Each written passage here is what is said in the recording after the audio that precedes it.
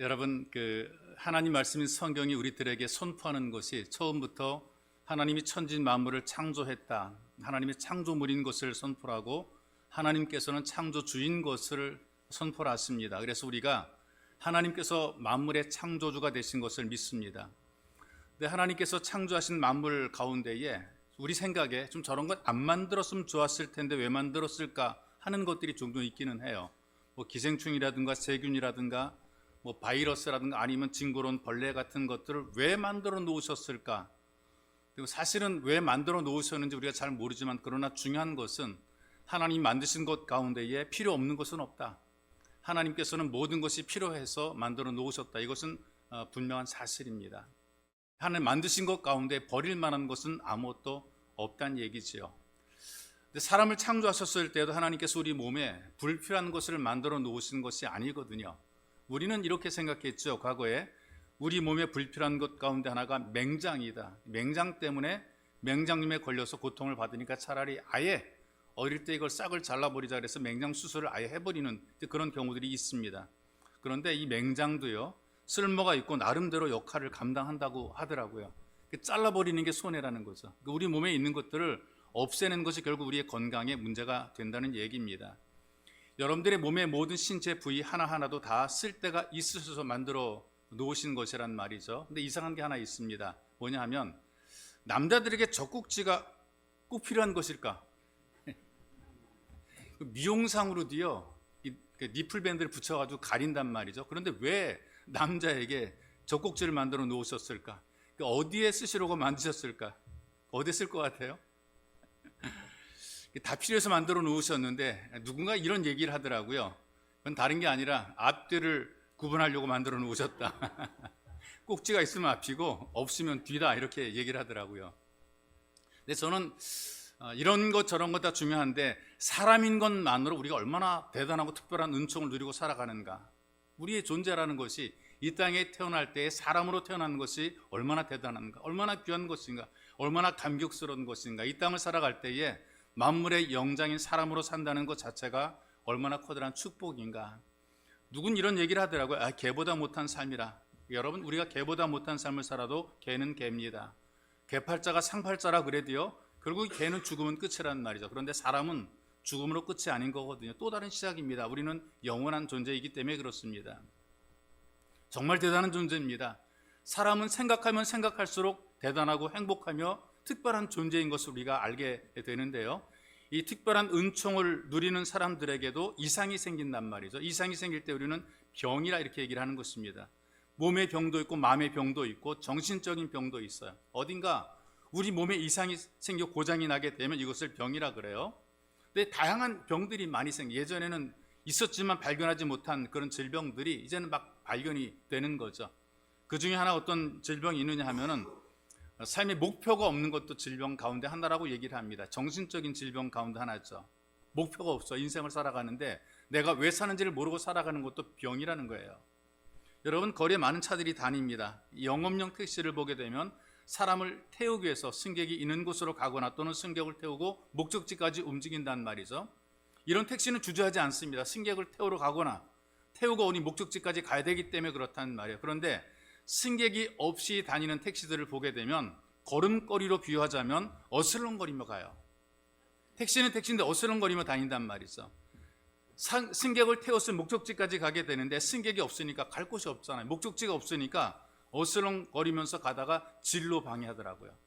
빨리 가야 되는데 앞에서 어슬렁어슬렁 가는 거예요. 손님 안 태워야 되니까 어슬렁어슬렁 되고 가기 때문에 진로를 방해하는 거죠. 자기도 안 가면서 다른 차도 못 가게 만드는 겁니다.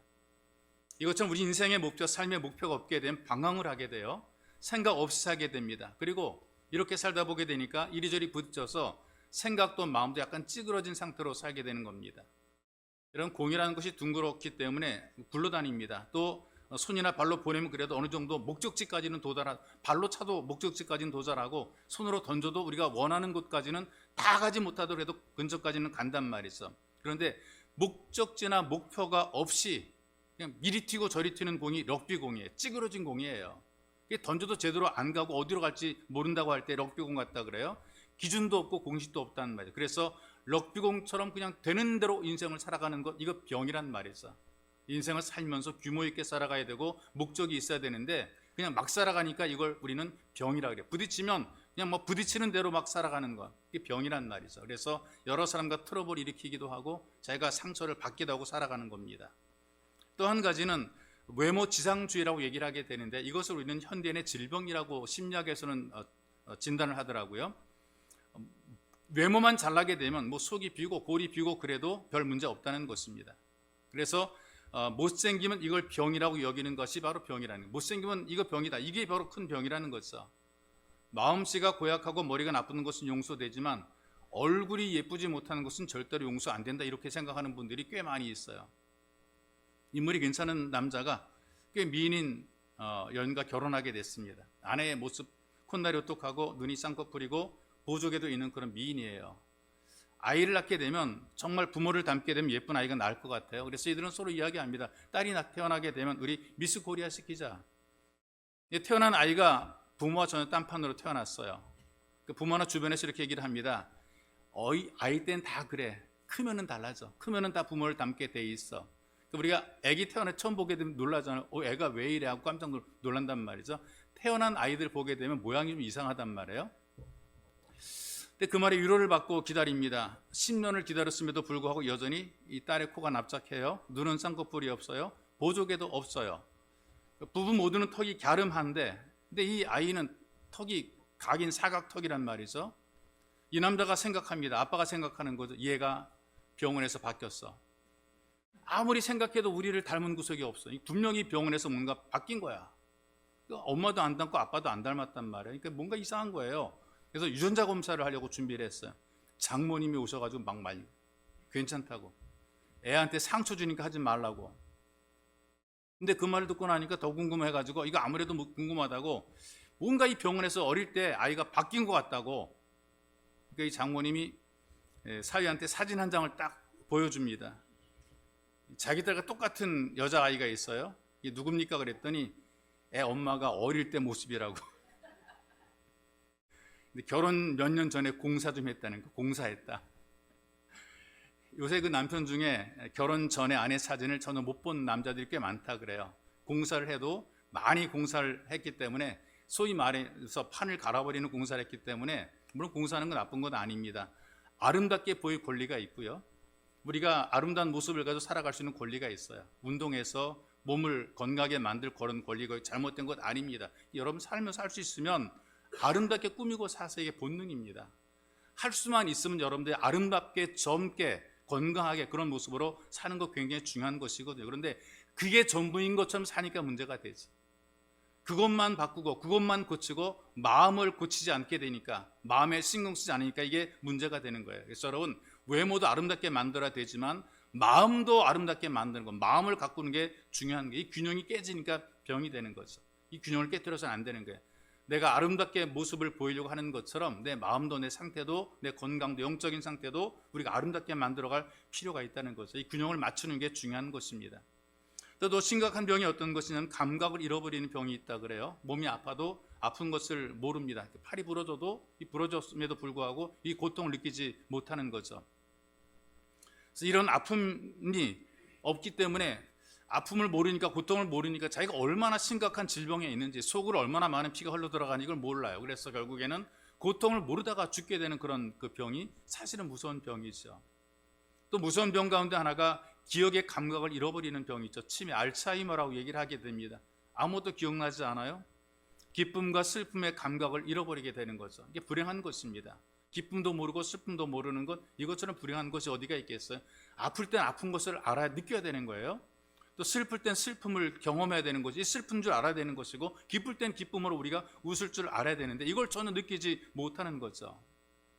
SBS에서 스페셜에서 보니까 신이 내린 묘약이 있다. 이게 뭐냐면 눈물이라 이렇게 얘기해요. 눈물이라고 하는 것이 상당히 굉장히 그 긍정적인 효과를 가지고 있다는 것이죠. 슬플 때에도 우리가 눈물을 흘려요. 슬픔의 눈물이죠. 기쁠 때도 우리가 울어요. 감격의 눈물이라고 얘기를 하게 됩니다. 감각이 살아서 반응하는 그 반응의 열매가 눈물이 되는 겁니다. 이런 감정이 살아있을 때, 감정의 감각이 살아있을 때에 마음의 평안도 주어지게 돼서 울고 나면 속이 후련하거든요. 슬플 때에 울고 나면 속이 후련해지게 돼요. 기쁠 때에 감격의 눈물 흘리게 나게 되면 더 감동이 더 충만해지게 되는 거죠. 그리고 마음속에 평안함이 주어지게 되어 있습니다. 이런 얘기를 하더라고요. 울어야 할 때 울지 못하게 되면 몸이 운다. 그래서 병이 생긴다 이렇게 얘기를 하는 거예요. 그래서 우리는 감각이 살아있으면 이 감정적인 반응을 하는 것이 굉장히 중요해요. 근데 우리 예수를 믿고 하나님의 자녀라고 함에도 불구하고 온전한 예배자가 되지 못하게 되면 감각을 잃어버리게 되는 거죠. 하나님의 은혜로 살고 하나님의 은혜를 누려야 되는데 영적인 감각을 잃어버리는 거예요. 맛의 감각을 잃어버려서 입맛을 모르는 것처럼 은혜의 맛을 모르고 살아갑니다. 예수를 믿으면 정말 행복한데 은혜가 누려지게 되는데 예수 믿는 기쁨과 행복을 누리지 못하고 살아가는 거죠. 그러니 마음속에 감사가 없어요. 늘 불평과 원망이 많습니다. 일하는 것도 기쁘게 일하는 것이 아니라 부담을 가지고 일하게 되는 거죠. 즐거이 헌신하는 이 헌신함이 사라지게 되는 거예요. 은혜로 살아가야 되는데 이런 은혜가 전혀 누려지지 못하는 거죠. 그러면서 하나님을 향한 갈망도 사라지게 되는 겁니다. 영적인 감각이 없어지게 되니까 좀 우리가 어렵고 힘들 때 주님을 도움을 구하는 그런 마음이 필요한데 이런 간절함도 사라지게 되는 거란 말이죠. 그냥 살아가면서 눈에 보여지는 것, 귀에 들려지는 것, 손에 잡혀지는 것, 성경에서 표현한 육신의 정욕, 안목의 정욕, 이생의 자랑 이곳에만 최선을 다하게 되는 거예요. 육신의 감각은 완벽하게 다 살아있는데 영적인 감각이 사라지게 된 겁니다. 그러니까 어떤 환경, 어떤 조건 속에서 눈에 보이는 것, 귀에 들리는 것 이게 전부인 것처럼 살아갑니다. 하나님 내게 베풀어준 놀라운 은혜에 대해서는 전혀 생각하지 않고 살아가는 것이란 말이죠. 그래서 우리가 악하게 살아도 양심의 고통을 느끼지 못하고 살아가요. 교회 오래 다니고 신앙생활 많이 했어도 개인적인 변화가 전혀 없습니다. 마음의 변화도 없고요.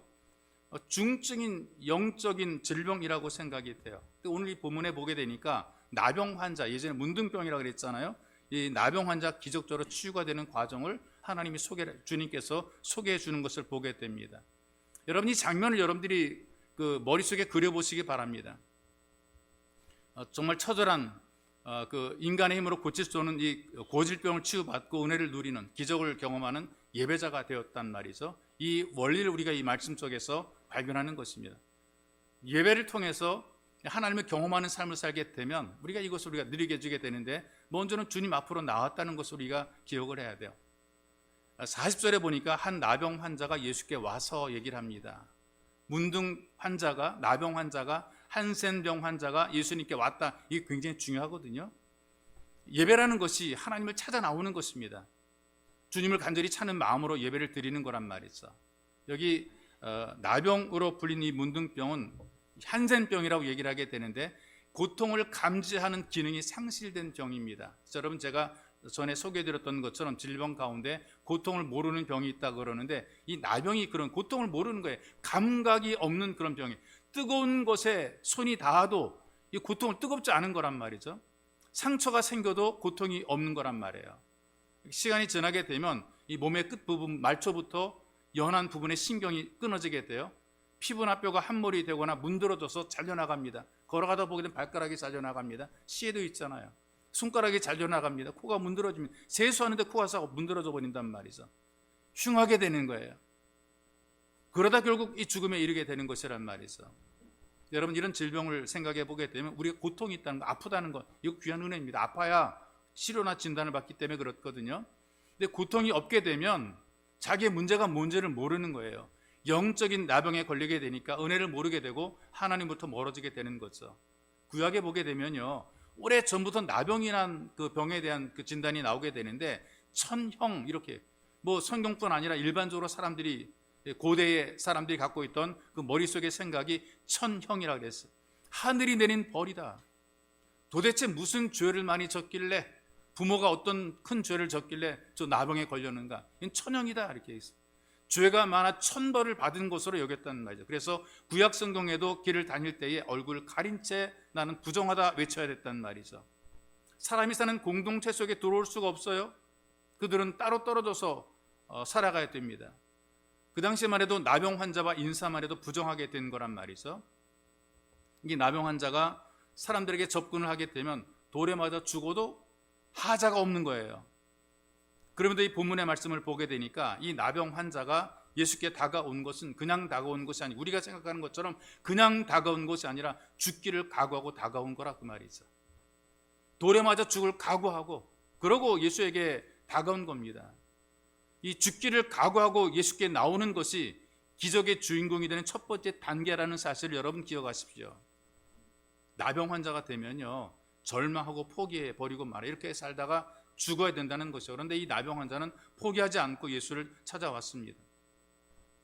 힘들어도 예배의 자리에 나와야 되고 병들어도 예배의 자리를 찾아야 되고 급한 일이 있어도 예배의 자리에서 예배를 드려야 됩니다. 나오기 어려울 때에 더욱 나와야 되는 것이죠. 이렇게 어렵게 나온 것만큼 하나님께서 더욱더 큰 은혜로 함께 하시는 것입니다. 여러분들이 와서 하나님 말씀을 듣게 되면 주께서 위로하며 격려해 주시는 것이죠. 여러분 살다가 문제가 생길 수 있어요.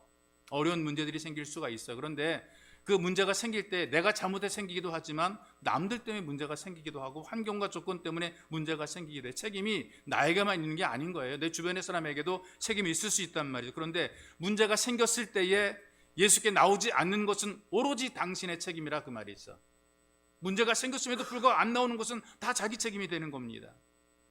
세상 사례가 고달픈 것이 내 책임일 수가 있고 아닐 수도 있는 거예요. 고달픈 것이 내가 잘못해서 문제가 생기기도 하죠. 그러나 주변의 다른 사람들 때문에 문제가 생기는 경우도 있단 말이죠. 그런데 고달픈 삶 현장에서 내가 예수께 나오지 않는 이것은 전적으로 내 책임이라 말이에요. 그럼 아무리 작은 일이라도 목숨을 걸고 지키면 지켜낼 수가 있다는 말이죠. 그래서 여러분 우리가 하나님 앞에 나오는 것은 목숨을 걸고 나오는 것이 맞습니다. 여러분 우리가 예배를 드리는 것이 만만한 것이 아니거든요. 절대로 쉬운 것 아닙니다. 쉽게 나오는 것 같아도 쉽게 나오는 것이 아닌 거예요. 목숨을 걸고 나와야 나오게 되는 자리가 예배 자리가 되는 것이죠. 사탄은 계속 우리들에게 이 예배의 자리를 참석하지 못하도록 계속해서 막아요. 그리고 적당히 하도록 만들어요. 아예 막아버리면 더 강하게 반응하니까 슬금슬금 적당히 조금씩 못하게 막아내는 거죠. 그래서 그 성경의 팔복을 패러디한 마귀의 팔복이 있습니다. 누군가 이런 글을 만들어냈더라고요. 피곤하고 바쁘다고 핑계로 교회에 나아가지 않는 자는 복이 있나니 그들이 나의 가장 큰 일꾼이 될 것이며 마귀가 하는 거예요. 마귀가 주는 복이에요. 교회에 나오라고 통사정해야 나오는 자는 복이 있나니 그들은 교회 안에서 왕따가 될 것이며 성경 읽고 기도할 수 없을 만큼 바쁜 자는 복이 있나니 그들은 나의 유혹에 넘어가 마침내 나의 조롱거리가 될 것이라. 학생들이요 몸이 좀 아파도 걔들은 일단 학교는 출석을 하고요 집에서 부모들이 가라 그러잖아요. 얼마큼 아픈데 몇만큼 아프면 가야지. 근데 교회는 아프다 그러면 괜찮아 쉬어 그래. 몸이 힘들어도 여러분들이 몸이 힘들고 피곤해도 내 삶 현장인 직장은 출근하잖아요. 팔다리가 뻐근하고 머리가 띵하고 그래도 약을 먹고서라도 여러분들 일터는 출근하게 되는데 교회는 그 정도 되면 그냥 빠져요. 집에서 쉬어야 되겠다. 여러분 힘든 일이 있더라도 꾸준히 하나님 앞에 나오는 게 중요해요. 그러면 여러분들이 상상하는 것보다 훨씬 더 하나님이 기뻐하십니다. 지금보다 더 예배 자주 나와야 되는 거죠. 주일 오전 예배뿐 아니라 오후 예배에도 수요 예배에도 그리고 날마다 새벽에도 와서 함께 은혜를 구하는 것이 중요해요. 현재 처지가 어떻든지 주님 앞에 나오기 힘쓸 때에 여기에 소망이 있습니다. 그럼 튀르키예는 예전에 터키라고 불렸던 튀르키예라고 하는 나라가 원래 하나님 앞에 일찌감치 복을 받은 나라거든요. 복음을 받아들이고 복음화되었던 그래서 가장 먼저 선교의 역사가 만들어졌던 그런 나라거든요. 노아가 방주를 지었던 아라랏산이 어디 있나 튀르키예에 있어요. 믿음의 조상 아브라함이 살았던 곳이 바로 하란이라는 곳인데 튀르키예 지역입니다. 야곱이 20년 동안 살았던 것도 튀르키예 지역이고요. 예수의 제자인 사도 바울의 고향이 다마스커스라고 그러잖아요. 거기가 바로 튀르키예에 있단 말이죠. 초대 교회에 선교사로 바울과 바나바를 파송했던 안디옥 교회가 선교사를 최초로 파송했는데 그 안디옥도 튀르키예에 있어요. 사도 요한이 요한계시록을 쓴 곳도 튀르키예 지역입니다. 요한계시록에 7교회 나오잖아요. 그 모두가 다 튀르키예 지역에 있는 동아시아 지역에 있는 그런 지역 교회란 말이죠. 세계 문화가 모였던 나라, 최상의 음악회가 열리는 나라 튀르키예입니다. 그래서 한 번쯤 가보고 싶은 나라가 튀르키예인 것 같아요. 선교 유적지가 있고 그 다음에 뭔가 추억이 있을 만한 그런 나라가 튀르키예입니다. 하나님을 잘 믿어서 동네마다 가는 곳마다 교회가 세워졌거든요. 온 나라가 예수 믿어서 1000년 동안 영광을 누리던 나라가 튀르키예입니다. 근데 어느 순간에 하나님을 멀리하면서 이 교회가 폐허가 되었어요. 관광지가 되어버리고 말았어요. 무슬림권의 정치적인 지배가 시작이 되고 이방 종교가 나라를 지배하게 되고 민족을 지배하게 됩니다. 교회 문이 닫혀지게 되고 십자가가 떨어져 나가게 되고 그로부터 예수로부터 멀어지면서 이 튀르키예는 찬란한 영광도 불이 꺼지게 된 것이죠. 여러분, 아무리 절망적인 상황이라도 다시 하나님께 나오게 되면 거기서 다시 부흥이 일어나게 돼 있고 기적이 일어나게 돼 있습니다. 하나님을 간절히 찾는 나라, 하나님을 간절히 찾는 교회, 하나님을 간절히 찾는 개인들에게는 놀라운 기적이 일어나게 돼 있고 그 예배의 자리가 기적의 현장이 되는 것입니다.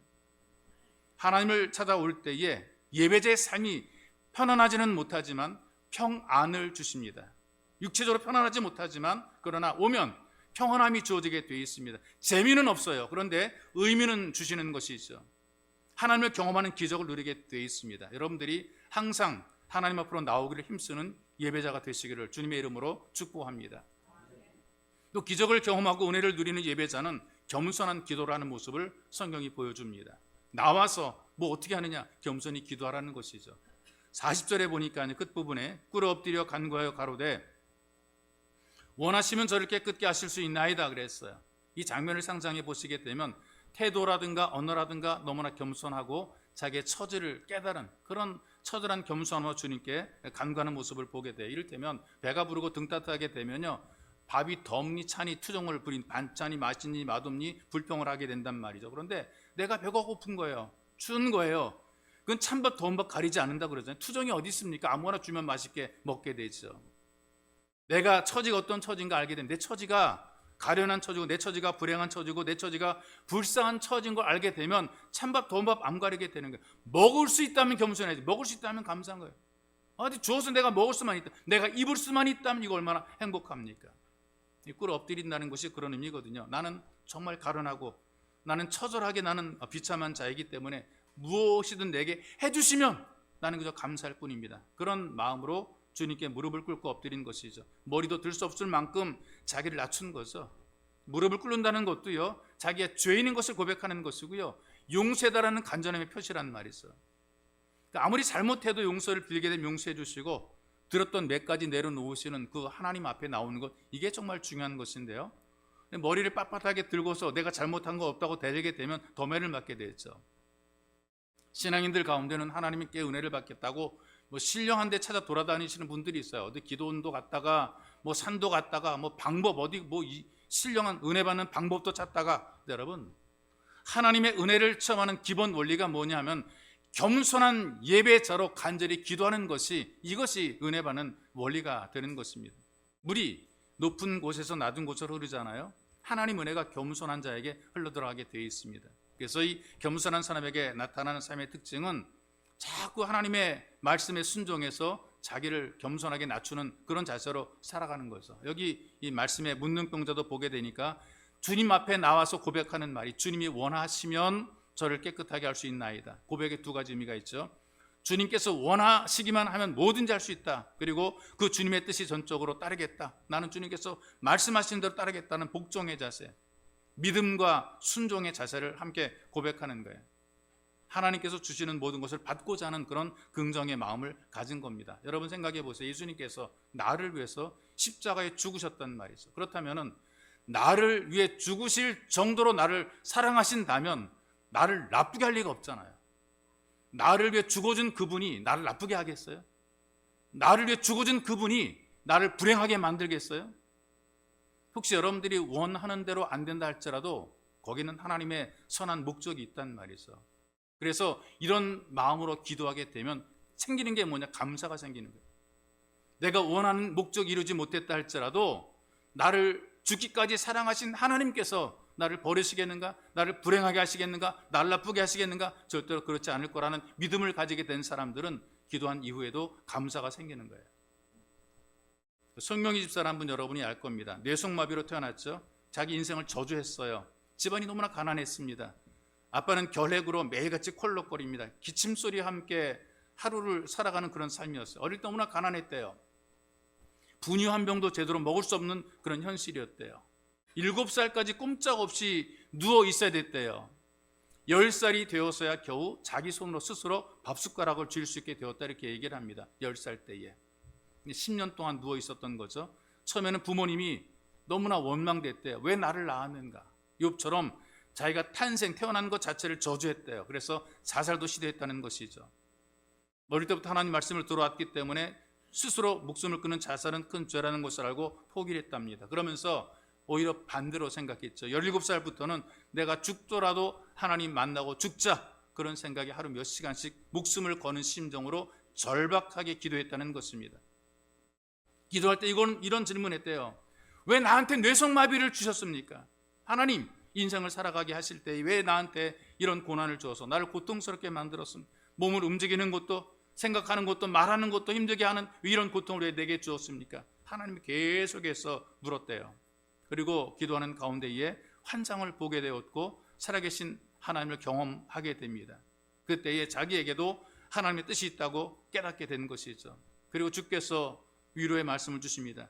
어떤 절망 가운데서도 내가 너를 버리지 않겠다라는 하나님 말씀에 확신이 오게 된 겁니다. 그때부터 이 성령이 집사가 어디를 가든지 공평하신 하나님을 간증하잖아요. 이게 공평한 겁니까? 자기 또래 다른 사람은 건강하고 아름다운 미모를 자랑하며 열심히 공부해서 세상에 나가는데 자기는 이 모든 것들을 갖추지 못했어요. 공평할 수가 없음에도 불구하고 그는 깨닫기를, 공평하신 하나님, 모든 것을 하나님의 눈으로 보니까 희망을 보게 되는 거죠. 그때부터 은혜로운 글귀가, 은혜로운 문구가, 은혜로운 감동이 막 떠오르는 거예요. 복음성가 작사가가 되는 것입니다. 기도 속에서 하나님을 만나고 인생이 달라진 거죠. 겸손한 기도를 통해서 기적을 체험하는 예배자들이 여러분도 되시기를 주의 이름으로 축복합니다.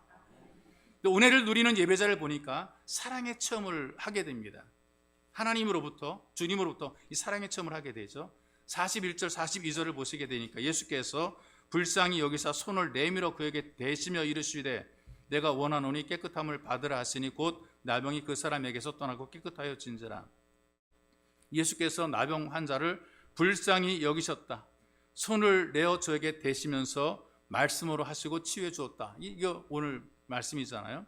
예수님께서 손 안 대도 말씀으로만 치유가 가능하시거든요. 말씀으로만 가능해요. 그런데 이 나병 환자에게 특별히 손을 대어 주었단 말이죠. 아마 의도적이었을 겁니다. 여러 사람들이 접촉을 꺼립니다. 안 접촉하려고, 만지지 않으려고. 접촉하면 부정해지게 되니까요.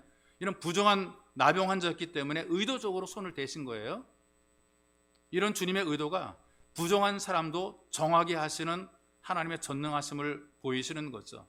그러면서 나도 너를 사랑한다는 의도입니다. 여러분, 사람들이 사랑의 마음을 표현할 때에 그 접촉하는 스킨십이라고 접촉을 하게 되어 있습니다. 이 나병 환자는 절대 사람의 손길을 느낄 수 없어요. 부정해지기 때문에 만지면 안 돼요. 접촉이 안 돼요. 접촉하게 되면 접촉한 사람도 전염이 되고 부정해지게 되는 거죠. 여러분, 영화를 보더라도요, 음식이나 물건도요, 직접 손으로 전달 안 하고요, 놓고 가게 되면 나중에 와서 그 물건을 가져가는 거예요. 그런데 예수님을 통해서 이 사랑의 터치를, 이 접촉을 경험하게 되는 것입니다. 예배 자리가 예수 그리스도로부터, 하나님으로부터 이런 사랑의 터치를 경험하는 자리, 느끼는 자리란 말이죠. 하나님께서 말씀하시면서 이 말씀을 통해서 정죄보다 용서를 선포하셨거든요. 책망하십니다. 그러나 회개할 때 또다시 즉시 품어주시는 거란 말이죠. 위로와 격려가 주어지게 되고 마음에 도전을 주시고 감동을 줘서 결단하게 만들어 놓습니다. 근데 사람들이 종종 자기의 상태가 드러나는 것에 대해서 굉장히 부담스러워요. 자기 어떤 부정적인 부분들이 드러날까 봐, 자기의 어떤 그 불확실한 약한 비밀이 드러날까 봐, 설교를 통해 어떤 지적을 당하거나 남들이 알까 봐 피하는 경우들이 꽤 있기도 합니다. 근데 숨기고 싶은 개인의 영적 상태를 하나님이 들춰내는 것은 아닙니다. 절대로 하나님께서 그 사람의 어떤 약점을 들춰내고 부족함을 들춰내고 그러는 거 아니거든요. 자기가 들춰내지, 자기 스스로 드러내게 되는 것이지 하나님이 드러내는 것 아니에요. 종종 목사가 그 머리에 손 얹고 안수 기도를 하는 것에 대해서 부담스러워해서 피하는 분들이 있거든요. 왜? 상태가 드러나는 것이 부담스럽기 때문에 피하는 경우들이 종종 있습니다. 혹시 목사님이 내 상태를 알면 어떻게 할까? 그래서 피곤하니까 부담스러우니까 피하는 경우들이 있기도 해요.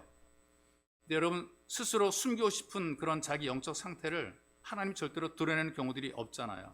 하나님께서는 개인의 인격과 어떤 그 개인의 약함을 드러내서 그 사람을 비참하거나 약하게 만들지 않으십니다. 제가 느끼는 느낌으로는 입을 봉하게 하시더라고요. 더 알지 못하도록 접근을 막으시는 경우들이 꽤 있습니다. 그에 대해서 더 알 필요가 없습니다. 더 알지 못하게 하나님께서 막으시고 때로는 입도 막으시는 경우들이 있단 말이에요. 그렇기 때문에 여러분들에게 제가 전달해 드리고 싶은 모든 걸 다 아는 건 점쟁이처럼 말하는 사람 절대로 믿어서는 안 되는 거예요. 속아서는 안 되는 거라 그 말이죠. 여러분들에 대해서 다 아는 것처럼 말하는 사람에게 속아서는 안 됩니다. 여러분들의 약점과 여러분들의 부족한 것을 다 아는 것처럼 말하는 그런 사람이 속을 필요 없는 것입니다. 왜? 하나님께서는 여러분들을 더 많이 사랑하시는 거예요. 여러분 자신보다 여러분들을 더 많이 사랑하시는 거예요. 그렇기 때문에 하나님이 여러분들을 개인적으로 돌보시고 여러분을 챙기시는 분이에요. 약함을 들춰내서 여러분 비참하게 만드신 분이 아니란 말이죠. 하나님의 사랑이 예배 자리에서 경험되는 거예요. 얼마나 나를 사랑하시는지 알게 되는 거예요. 그때나 지금이나 여기서나 거기서나 그 사람들이나 지금의 나에게나 동일하게 하나님의 사랑이 임하는 것이란 말이죠. 하나님은 여전히 우리를 사랑하십니다.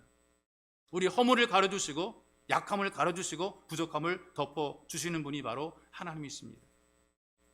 선교사님에게 한 남자가 한 새벽 1시쯤에 술이 취해 찾아왔어요. 목사의 아들이라고 고백을 해요. 이것도 뭐 누가 들춰낸 게 아니라 본인 스스로 드러내는 겁니다. 집안이 엉망진창이 되었대요. 아버님은 목사님이셨던 아버님은 중병으로 병원에 누워 계시고 삼형제인데 자기는 그 삼형제 가운데 은혜를 일찍 체험해서 하나님께 헌신했던 사람이지만 지금은 신앙과 생활이 파탄되었다.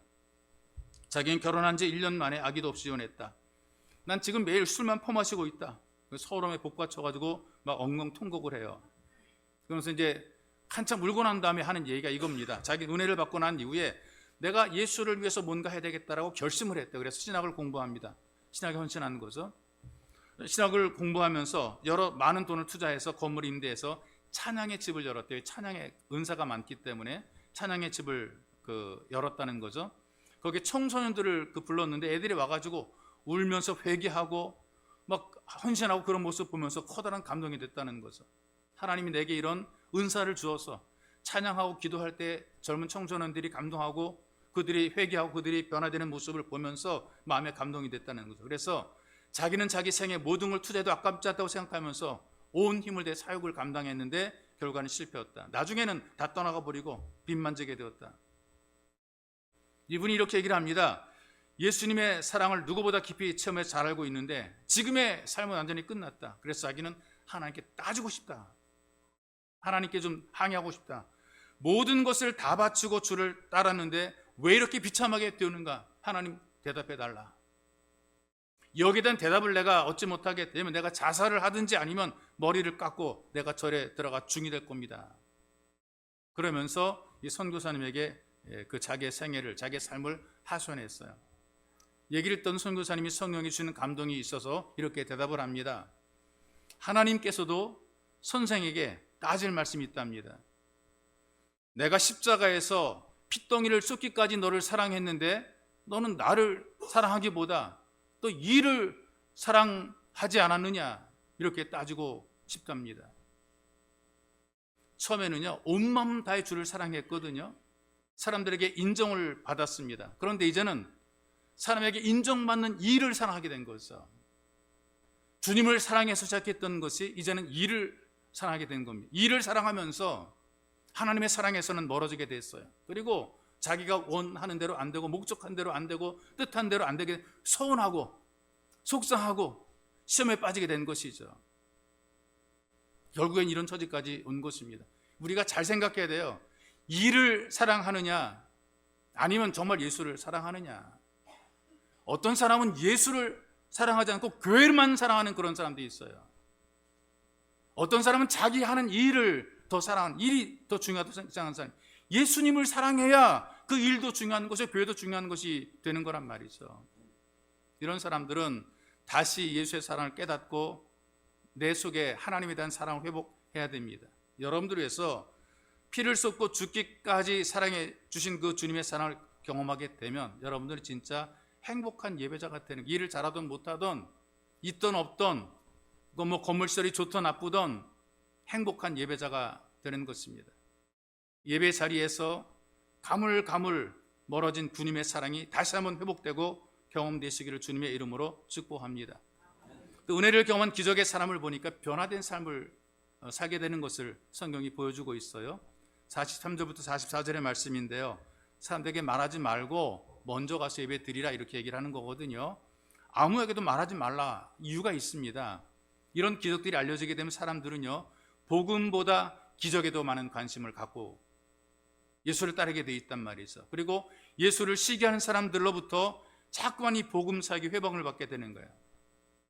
또 한 가지 중요한 이유가 하나가 이 문둥 환자, 나병 환자가 자랑과 교만에 빠져서 잘못되지 않도록 하시는 주님의 배려인 것이란 말이죠. 은혜를 체험하고 구원하신 놀라운 은혜를 어떤 세상적인 축복이나 물질의 축복과 바꾸는 그런 사람들이 종종 있기도 해요. 그러니까 사람들이 세상 환경과 물질에 관심을 갖게 되면 신앙을 내려놓게 돼요. 이럴 때 이런 예도 있어요. 교회 근처에 커다란 식당이 하나 들어오게 되었고요. 그 주인이 교회 등록을 하게 돼요. 몇 달간 열심히 교회를 잘 수석을 합니다. 근데 몇 달 후부터 안 보이는 겁니다. 나중에 확인해 보게 되니까 자기를 전도한 장로님한테 좀 돈 좀 빌려달라 그랬대요. 지금 당장 어렵기 때문에 좀 빌려달라 그랬는데 장로님이 이렇게 얘기를 했대요. 교인 간의 금전 거래는 금하고 있다. 교회에서 못하게 한다. 그러니 이건 내가 돈을 빌려줄 수 없다라고 정중하게 거절했대요. 그랬더니 뭐라고 말하고 다니느냐. 도대체 그 교회 장로가 얼마나 사랑이 없는지 사업이 힘들고 어려울 때 매정하게 돈도 안 빌려주더라. 막 험담, 그 교회는 사랑이 없더라고 막 험담하고 다닌다.